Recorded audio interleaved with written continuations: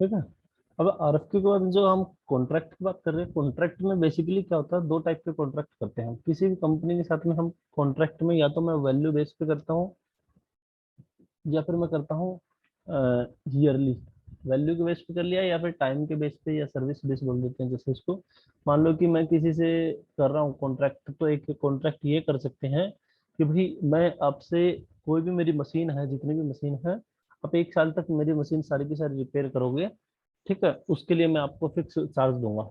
या फिर अगर हम एक नॉर्मली कंसल्टिंग कर रहे हो कंपनी के अंदर भी देख सकते हैं, ठीक है, जैसे ये कुछ कंपनियां क्या करती है, बसें पास बनाती है, भाई एक महीने के अंदर आपका 5,000 रुपये लगेगा, आप डेली आओ ना आओ हमें कोई मतलब नहीं है, ठीक है। लेकिन वो हो गया उनका एक कॉन्ट्रैक्ट, सर्विस कॉन्ट्रैक्ट, ठीक है। वो उन्होंने एक फिक्स वैल्यू के बेस पे बना दिया, 5,000 रुपये पर मंथ, मंथ में लगेगा। आप डेली जाओ, 4 बार जाओ, 20 बार जाओ, या कभी भी ना जाओ, ठीक है। सेकंड होता है हमने कर दिया क्वांटिटी के बेस पे, कि भाई मान लो कि मैंने ये कर दिया कि भाई एक साल के अंदर 2,000 बाइक बना के देनी है मेरे को। अब वो 2,000 बाइक मेरे को बना के ही देनी है, उसके लिए टाइम पीरियड मैंने लंबा दे सकता हूँ, 4 साल दे सकता हूँ, 2 साल दे सकता हूँ, पार्सली में देता रहूंगा, ठीक है। उस टाइम से होता है। चलिए अभी हम इसकी कॉन्फ़िगरेशन देखते हैं कैसे कॉन्फ़िगरेशन करते हैं। तो इसके लिए भी सेम पाथ रह सकता है, जो हम एसपीआरओ में जाएंगे, एमएम में जाएंगे, एमएम में जाने के बाद परचेजिंग, परचेजिंग में जाने के बाद हम इसमें जाएंगे, या फिर मैं सीधा आपको टिकट ओएलएमई के थ्रू लेके चलता हूँ। ओएलएमई टिकट रन किया तो ये सीधा डायरेक्ट परचेजिंग के व्यू में आ गया। परचेजिंग में व्यू के आने के बाद यहाँ पे अगर आप देखोगे तो यहाँ पे कॉन्ट्रैक्ट ये दिया हुआ है।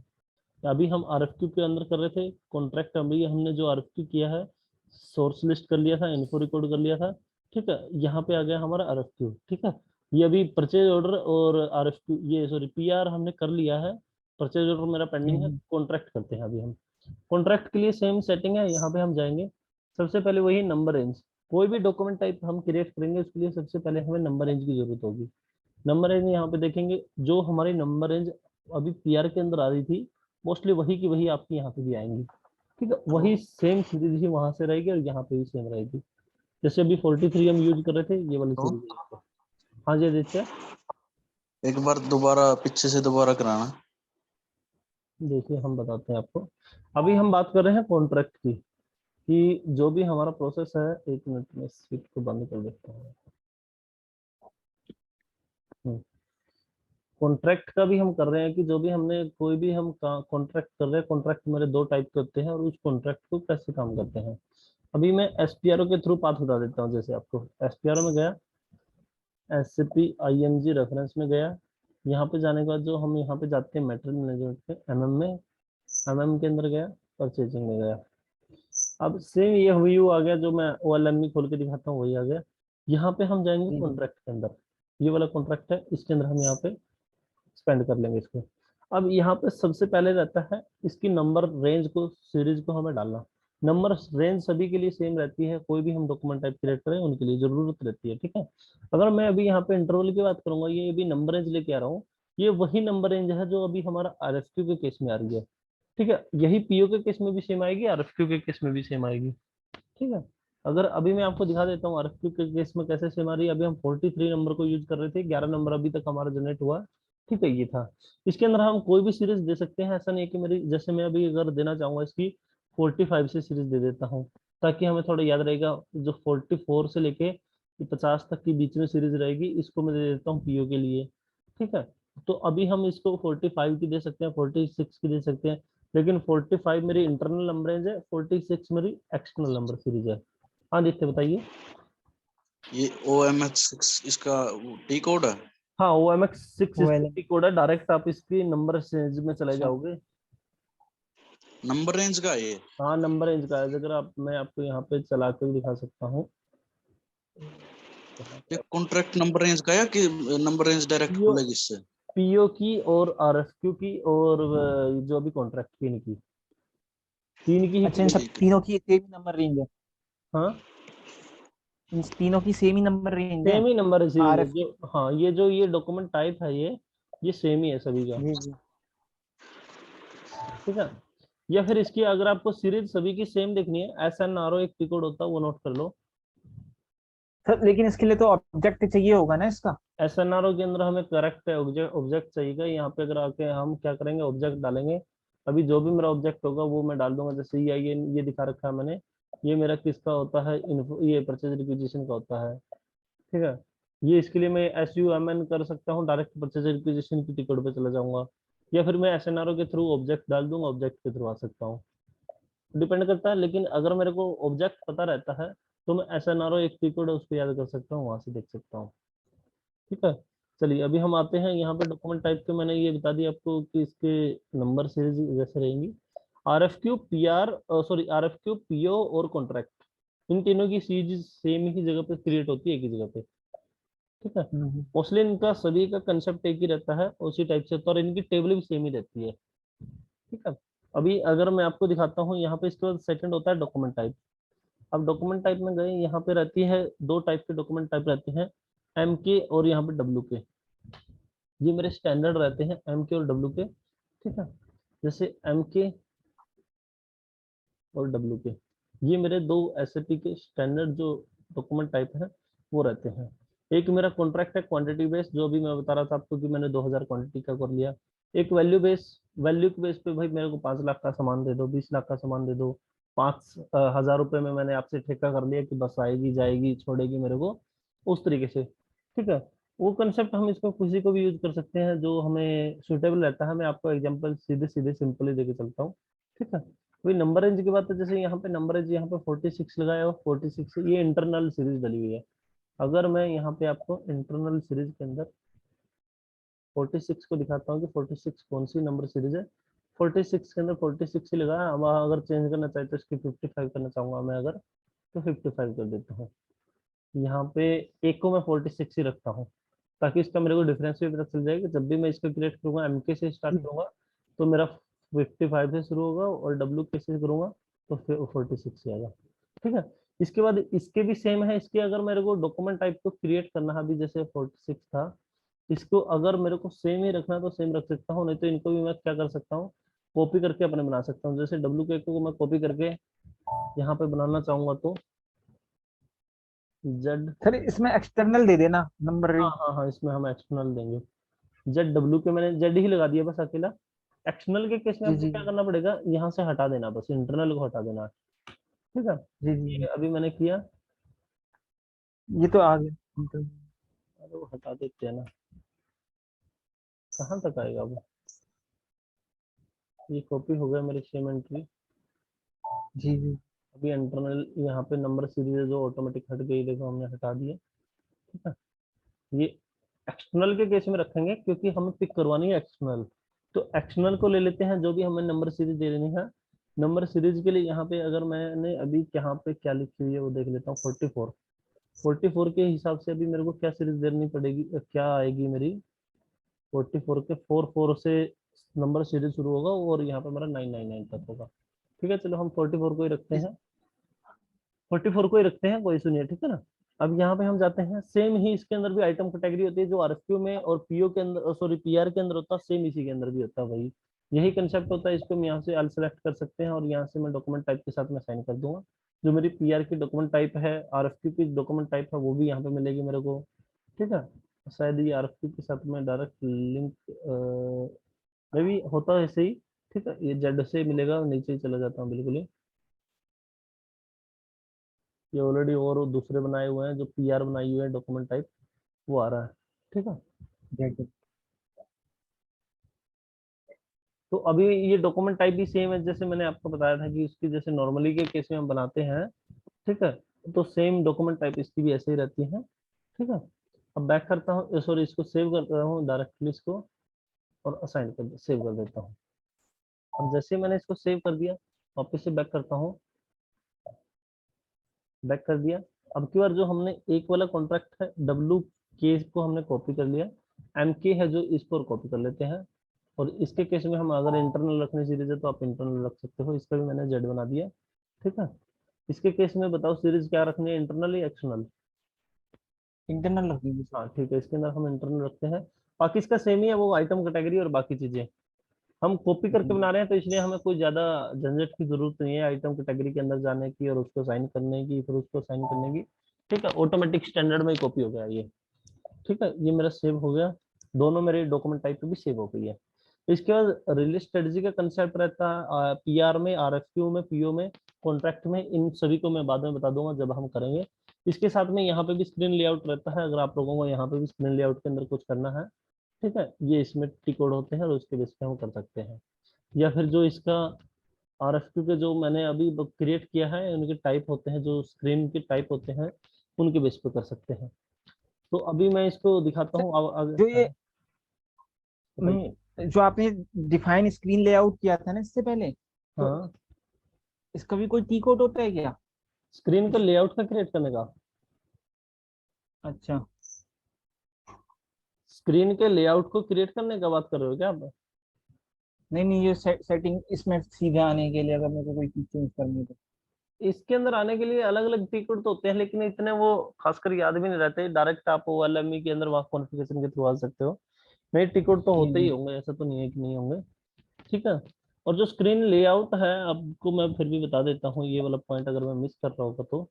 जैसे अभी हमने ये जो डॉक्यूमेंट टाइप बनाए हैं जेड, और ये अभी अगर आप यहाँ पे देखोगे तो ये अभी मेरे लेआउट की टाइप है, जैसे यहाँ पे ये, ठीक है, ये रहा सर यहाँ पे ये WKK और ये जितने हैं फील्ड स्क्रीन लेआउट। अगर ये मेरे को अभी स्टैंडर्ड में उठ के आ रहे हैं ये रखने हैं तो ये रख सकता हूँ। अगर मेरे को ये क्रिएट करने हैं यहाँ पे शायद आपको मिल भी जाएंगे नीचे जेड से, नहीं है, अगर ये मेरे को क्रिएट भी करना है तो ये क्रिएट कहाँ से होते हैं, वो स्क्रीन लेआउट के अंदर से पहला ही कॉलम है। यहाँ पे अगर हम स्क्रीन लेआउट के अंदर है, यहाँ से कॉपी करके कॉपी, यहाँ पे डायरेक्ट कॉपी करेंगे तो इसमें जाएंगे। जैसे अगर मैं आपको किसी को क्लिक करके दिखा देता हूँ, ये पहले वाले इसको, थर्ड वाले को, ठीक है, डबल क्लिक कर दिया, इसके अंदर वही सेम जनरेट हो जाते हैं जो अभी हमने किए हुए हैं। अगर हमें यहाँ नया बनाना है तो हम नया बना देंगे, उसमें अपने अपनी आइटम कैटेगरी ये चीजें डालकर उसको मैंडेटरी अनमैंडेटरी करना कर सकते हैं और असाइन कर सकते हैं। ठीक है। अभी रिलीज स्ट्रेटजी की कंसेप्ट को बाद में बता दूंगा। इसके बाद अभी कॉन्फ़िगरेशन का हो गया। कॉन्फ़िगरेशन के बाद में हम ये क्रिएट कैसे करते हैं सिस्टम के अंदर। कॉन्फ़िगरेशन का जो कंसेप्ट है वो ये जो कंसल्टेंट है उसका है, लेकिन उसके बाद क्रिएट कैसे करते हैं वो दिखाता हूँ अभी। टी कोड इसके लिए सेम रहता है ME31L, ME31L, और एक होता है ME31K। ये दोनों टी कोड है, नोट कर सकते हो अगर आपको नोट करना है तो। अभी मैं आपको दिखाता हूँ ME31L। यहाँ पे शेड्यूल एग्रीमेंट है L के लिए, ठीक है, और एक है मेरा यहाँ पे ME30K। ये मेरा अभी कॉन्ट्रैक्ट जो हमने बनाया है इसके लिए, ये क्रिएट कॉन्ट्रैक्ट। ठीक है। कॉन्ट्रैक्ट को क्रिएट करने के लिए भी मेरे पास तीन तरीके होते हैं। RFQ के जो हमने PR बनाई थी, PR के रेफरेंस से क्रिएट कर सकता हूँ, RFQ के रेफरेंस में क्रिएट कर सकता हूँ, या डायरेक्ट क्रिएट कर सकता हूँ। तीनों ऑप्शन है मेरे पास। ठीक है। और एक इसका टी कोड ये भी होता है ME31। अकेला 31 भी करोगे तो ये आ जाएगा, लेकिन ये ओल्ड टाइप से आएगा, ये ऐसे आ गया। ठीक है। 31 भी, 31 के साथ में अगर मैं यहाँ पे अभी मैंने आपको LK लगा के दिखाया के, ठीक है, अभी के पे क्लिक किया, यहाँ पे आ गया। मैं अगर आपको अभी अभी हमने RFQ बनाए हुए हैं 2-3, उसके रेफरेंस से बनाना मान लेता हूँ, तो हम क्या करेंगे, यहाँ पे RFQ पे जाएंगे और यहाँ पे अपना RFQ नंबर डाल देंगे। अभी जो हमने RFQ नंबर कॉपी किया था ऊपर, 43000, 43, लास्ट वाला ले लेते हैं 11 आ गया। नंबर। ठीक है। अब आइटम मेरा एक ही है, आइटम कैटेगरी 10, 20, 30 अगर लेने हैं तो ये ले सकता हूँ, नहीं लेने हैं तो छोड़ देता हूँ।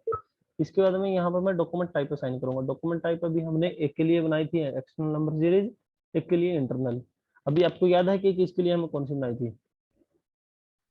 ये WK के लिए तो एक्सटर्नल बनाई थी। ठीक है, हम इसको ही लेते हैं, पता तो चले हमें ये सिस्टम एग्री करेगा या नहीं करेगा हमसे। ठीक है।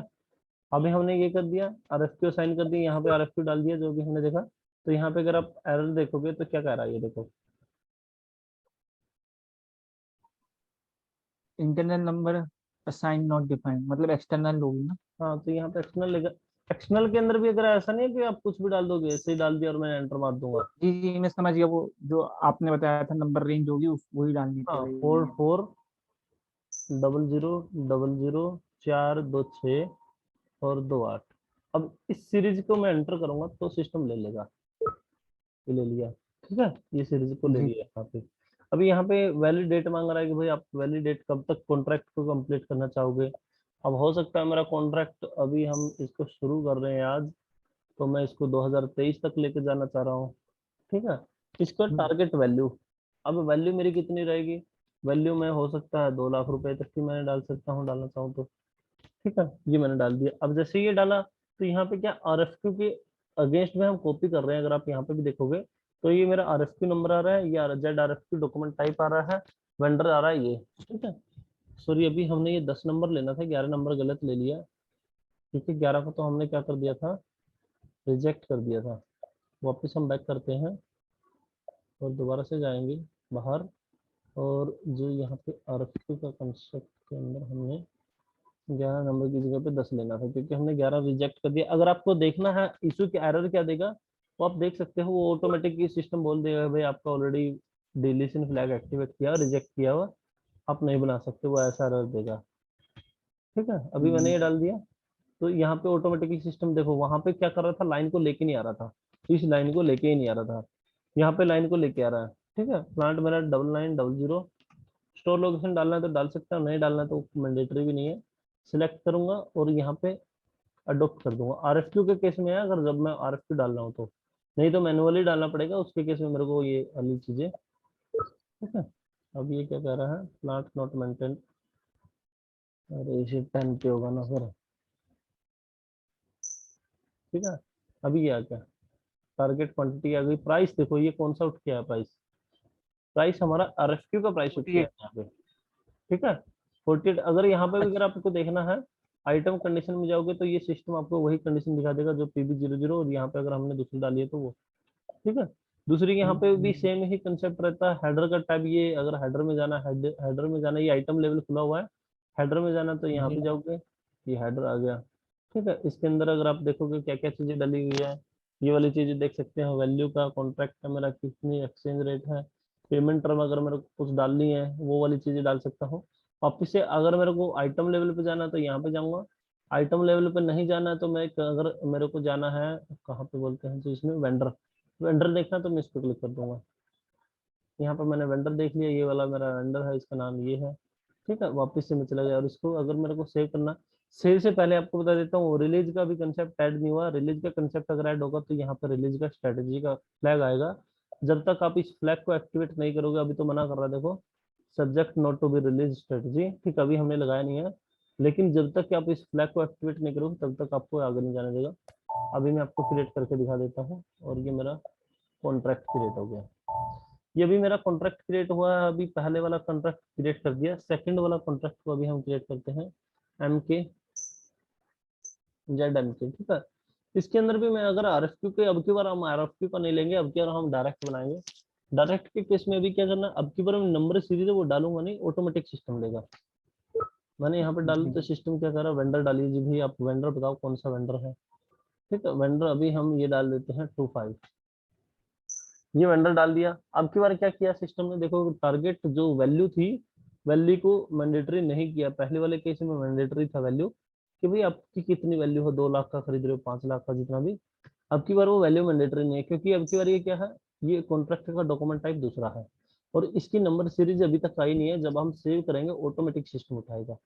दूसरा यहाँ पे हम डाल सकते हैं मटेरियल, जो हमारा मटेरियल है वो डालेंगे। अब की केस में मेरे को मैनुअल डालना पड़ेगा, आरएफक्यू के केस में ऑटोमेटिकली यहाँ पे आ गया था, हमने सिलेक्ट करते के ऐसे और अडोप्ट कर दिया था। लेकिन इसके केस में मेरे को अपने आप बताना पड़ेगा टारगेट वैल्यू कितनी ले रहा हूँ मैं, 2000 पीस। अब प्राइस कितना ले रहा हूँ, पहले में प्राइस मेरा उठ के आ गया था उसके केस में, वहां से आरएफक्यू के से वहां से, लेकिन अब की बार मेरे को नहीं, सिस्टम उठा के ला रहा, तो अब की बार मैं डाल देता हूँ 40 रुपए जैसे। ठीक है, 40 रुपए में मैंने कॉन्ट्रैक्ट कर लिया ऐसे 1 साल के लिए, ये मेरा भी हो गया।